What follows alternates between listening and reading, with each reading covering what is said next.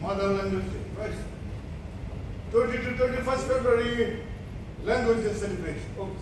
Sir, তারচে বড় একটা বড় সড়ো ওয়াজ মাহফিলের কেন?